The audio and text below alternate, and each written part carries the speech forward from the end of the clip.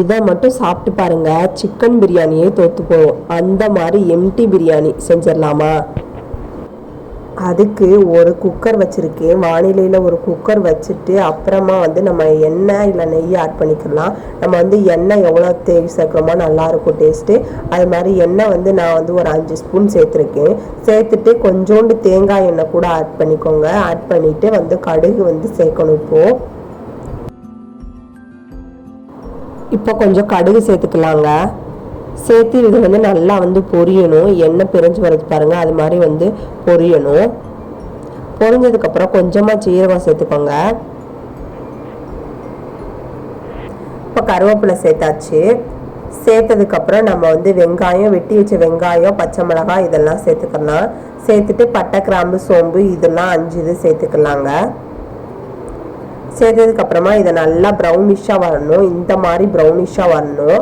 அப்போது நம்ம என்ன சேர்க்க போகிறோம் அப்படின்னா கொத்தமல்லி, புதினா தலை சேர்த்துட்டு இந்த மாதிரி கிண்டி விடணும். கிண்டி விட்டதுக்கப்புறமா இஞ்சி பூண்டு பேஸ்ட்டு நம்ம சேர்க்க போகிறோம். இஞ்சி பூண்டு பேஸ்ட்டு நம்ம சேர்க்க போகிறோம். சேர்த்ததுக்கப்புறம் நல்லா கிண்டி விடுங்க.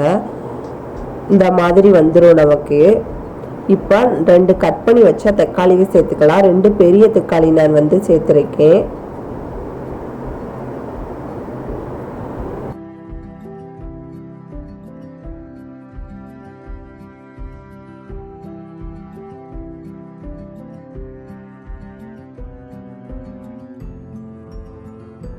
தக்காளி நல்லா வதங்கினதுக்கப்புறமா மிளகாத்தூள் 1 ஸ்பூனு, கரம் மசாலா 1 ஸ்பூனு, பிரியாணி பொடி 1 ஸ்பூன் சேர்த்துருக்கேன். சேர்த்துட்டு இந்த மாதிரி தொக்கு பதத்துக்கு வரணும்.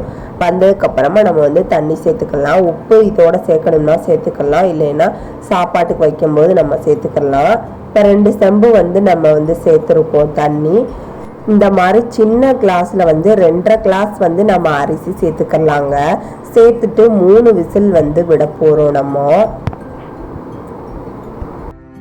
இப்போ அதுக்கடையில் நம்ம தயிர் வெங்காயத்துக்கு ரெடி பண்ணியாச்சு. தயிர் 1 பாக்கெட் வாங்கிட்டு அதை ஊற்றி வச்சாச்சு. அதுக்கப்புறம் வெங்காயத்தையும் கட் பண்ணி போட்டு கொத்தமல்லி தூவி வச்சாச்சு. இப்போ நம்ம ஃபேவரட் பிரியாணி ரெடி ஆயிடுச்சு. எப்படி வந்திருக்குன்னு பார்த்துடலாமா? பாருங்கள், உதிரி உதிரியாக அவ்வளோ டேஸ்ட்டாக இருந்துச்சு. சூப்பரான பிரியாணி ரெடி ஆயிடுச்சு. அதுவும் எம்டி பிரியாணியே சொல்லலாம், அந்த அளவுக்கு டேஸ்ட்டு சூப்பராக இருந்துச்சு. இந்த வெங்காய பச்சடி கூட வச்சு சாப்பிடும்போது சூப்பராக இருந்துச்சுங்க. நீங்களும் ட்ரை பண்ணி பாருங்கள். பாய்.